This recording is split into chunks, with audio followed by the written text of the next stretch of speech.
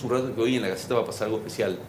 En un rato más va a estar aquí Ricardo Riazu, quizás el economista más influyente que hay hoy en Argentina, para participar de un almuerzo, una actividad en la que la Gaceta recibe a Riazu, por supuesto, y a algunos de los integrantes más relevantes de la Fundación del Tucumán para, un almuerzo, un encuentro, una charla. Esto tuvo una previa ayer con la charla que dio en Yerbabuena Ricardo Riazu. Y nosotros tenemos aquí con nosotros al presidente del directorio de la Gaceta, a Daniel Desein, a quien le damos la bienvenida. ¿Qué tal, Daniel? ¿Cómo estás? ¿Cómo andas, José? Muy bien, por suerte. Bueno, ¿de qué se trata esta reunión con Ricardo Riazu, la presencia del economista acá y también de otros empresarios?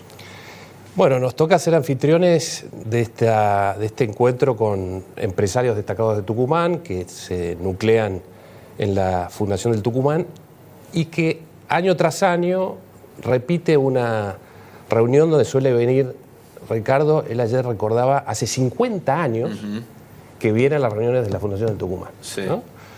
Y como bien decís, es uno de los economistas más reconocidos de la Argentina.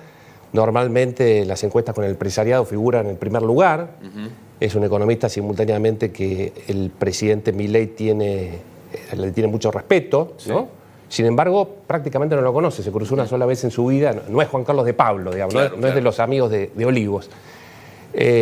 Y simultáneamente es un economista que él dice, yo me definía como el gallego que va a contramano la 9 de julio, ¿no? Porque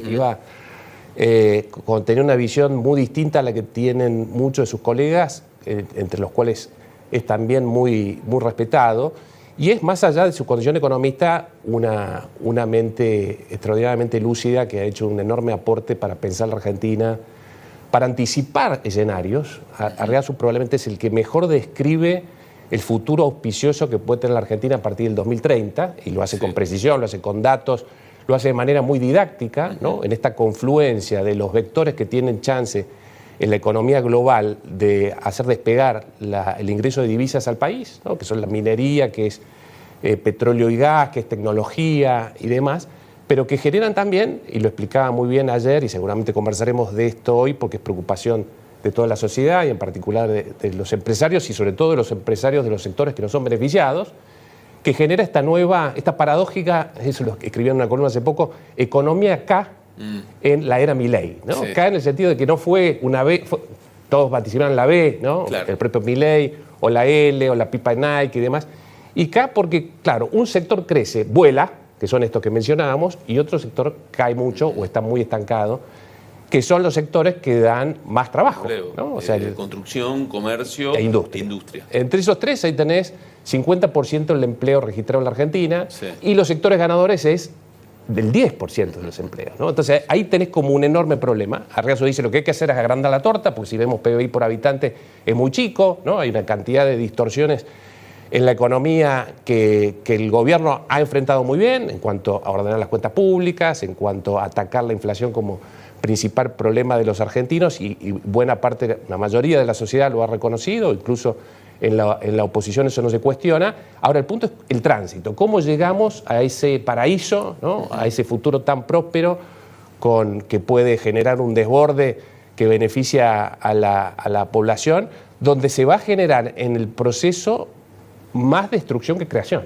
¿no? Claro. La destrucción va a llegar antes, dice Riazu, que el derrame de todo eso. Bueno, ¿cómo se transita? Y ahí es la gran discusión que hay entre el gobierno y la oposición, con los industriales, los empresarios, la gente que tiene enormes padecimientos en su vida cotidiana para llegar a fin de mes, el endeudamiento, ¿no? ¿Cómo se compatibiliza una cosa con la otra? Y dentro del propio gobierno, aunque ellos tratan de blindar mucho eso, dentro del propio equipo económico, te diría, hay incorporaciones recientes que marcan que puede haber unas ciertas desviaciones del plan original, un poco de gradualismo, ¿no? Un poco de mirada productivista frente a esta visión aparentemente monomaníaca en la inflación, en la macro y las cuentas generales, y no tanto en la micro. Bueno, hoy vamos a distinguir además a Ricardo. La Gaceta va a hacerle un reconocimiento por esta contribución a pensar el país, a la Argentina y a Tucumán en particular,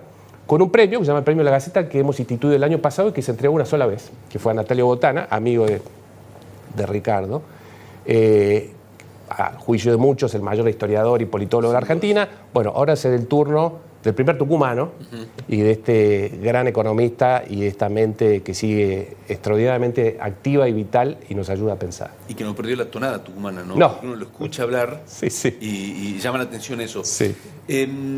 De algún modo esta actividad reafirma, ¿no?, el rol de la Gaceta dentro de las instituciones tucumanas, del empresariado, de la vida civil, ¿no?, de la provincia.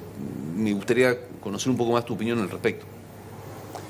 Es el rol del periodismo, lo que la Gaceta va a cumplir 114 años y tiene una continuidad en su función y una asunción de su responsabilidad en el debate público y de convertirse en un contralor, ¿no?, de los distintos poderes y contribuir con elementos para que la ciudadanía pueda participar de manera activa y fundada en la vida democrática, tomar decisiones adecuadas en su vida personal, ¿no? Entonces, mira, justo este año vamos a celebrar, después de 10 años, la Asamblea Anual de ADEPA, que es la organización más representativa de la prensa en la Argentina, en Tucumán. La última vez fue en el Bicentenario, esta va a ser la cuarta, siempre año 6.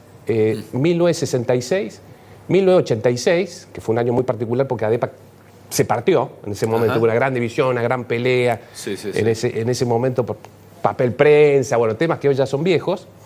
Y después de 2016 toca otra vez Tucumán, que es una gran oportunidad para mostrar la provincia, para traer miradas de los más distintos. ADEPA es ultrafederal, ¿no?, en su junta directiva y representante de casi todas las provincias de la Argentina y de dimensiones muy distintas, de características muy distintas, medios que tienen 5 años y medios que tienen 160 años. Claro.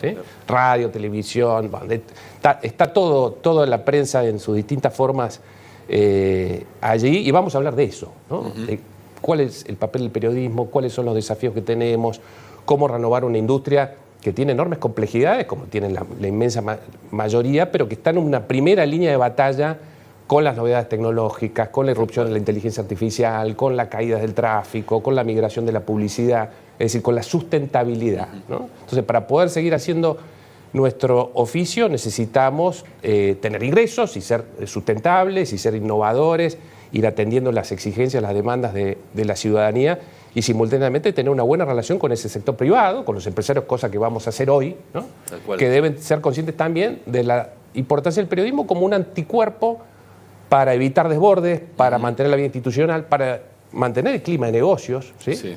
Y cuidar, en definitiva, el ámbito en el que se desarrollan sus propios negocios y sus empresas.